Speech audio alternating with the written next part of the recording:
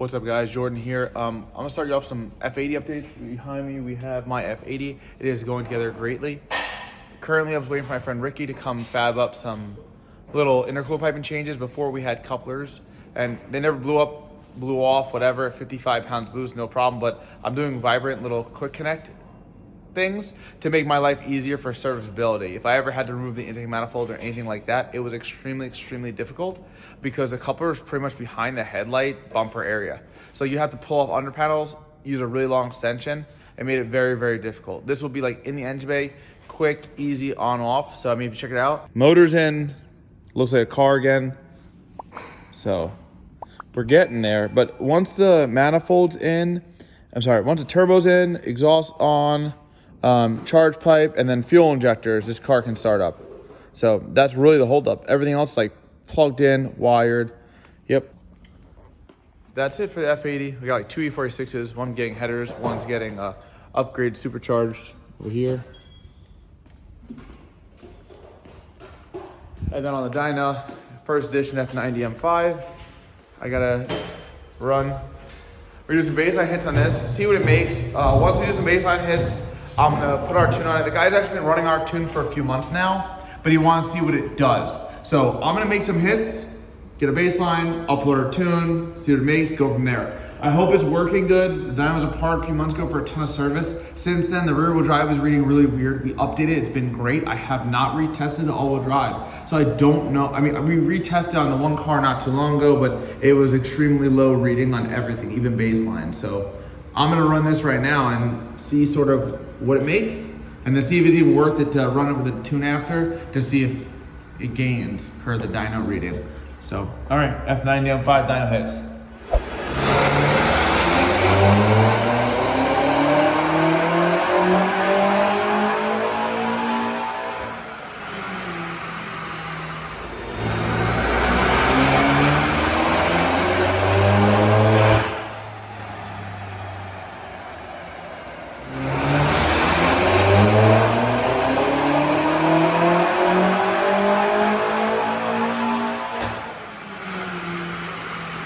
So I just did some baseline hits and it seems pretty amazing. 593 wheel horsepower, 579 wheel horsepower next hit, 560 wheel torque one hit, 580 wheel torque the next hit. A lot of people online say these cars make about 540, 550 wheel with stock. So this car having our intakes, our downpipes, you're looking at 40 wheel horsepower over stock, no tune changes. Now let me upload my off the shelf tune and see what it does.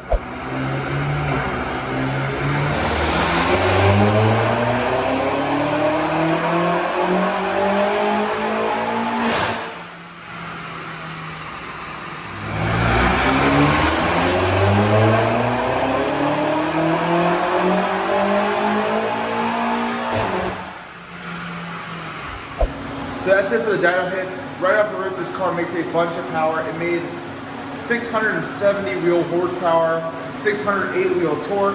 Pretty solid gains. I'll show you the graph in just a second. So these cars from the factory run extremely hot, about 105 degrees Celsius. How hot is that in Fahrenheit? Really hot. Don't know the conversion off the top of my head, obviously. So it's really hot. In sport mode, it targets a lot cooler temperature. It's about 85, 90 degrees Celsius, depending on condition. On this car, I actually lower the cool temp targets, about 80, 85, depending on situation it's in.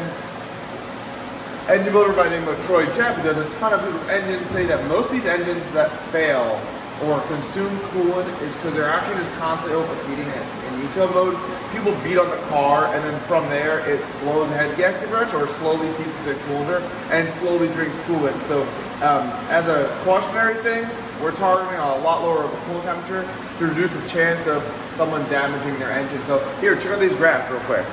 So if you check this out, I mean, pretty solid gains across the board. You went from 593 wheel horsepower to 670, talking about 80 wheel horsepower gain.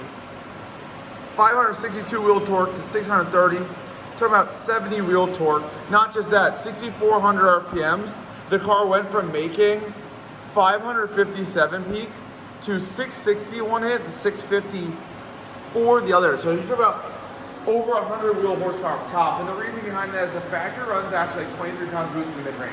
and then it drops back down. So it's a weird boost ramp and then tapers back down.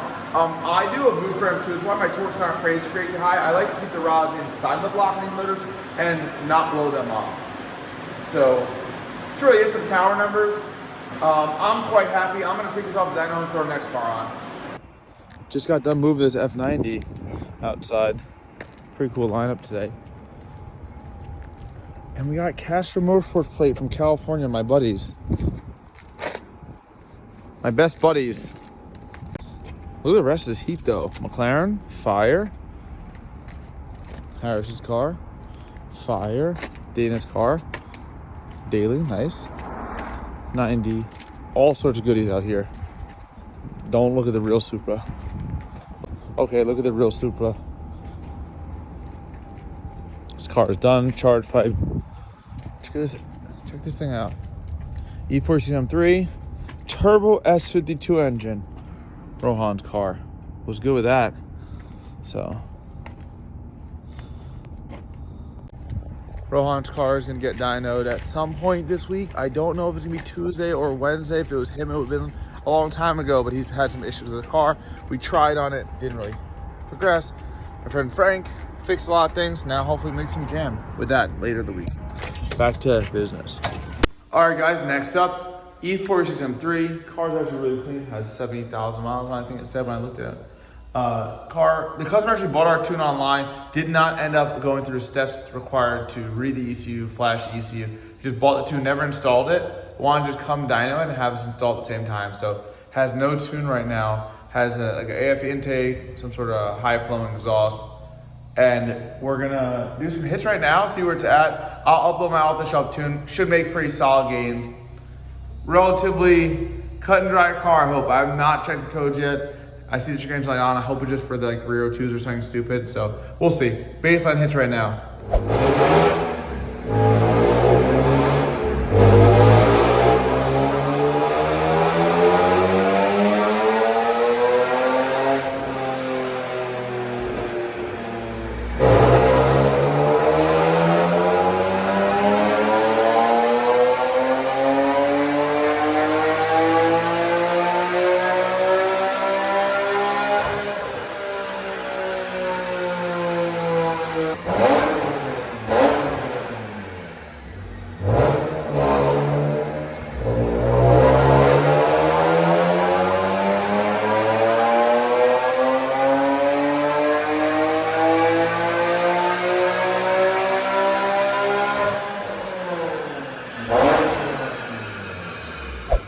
All right, so the car did pretty good, made 294 wheel horsepower, 235 wheel torque. Check out the graph real quick. So not horrible. That's basically like the highest power run. The other run made a hair more torque down low. Not the most consistent, but nothing wrong. Chicane lights on, just like an O2 code, nothing too crazy. So that's baseline hits. I'm gonna upload our off-the-shelf tune onto the car and then see what it does.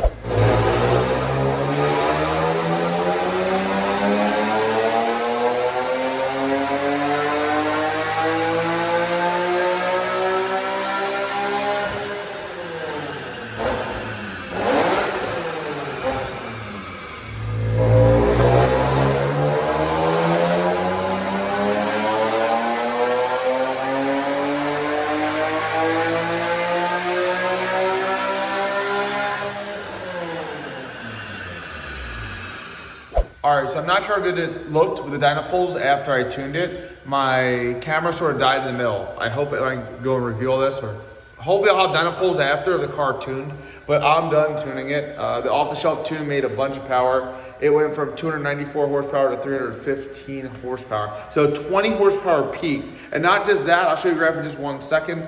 Talking about 35 wheel horsepower at 7,800 RPM. So the factory loses power up top. It goes a little bit rich, and it also moves the cams around a little bit, which are not the best for gaining power.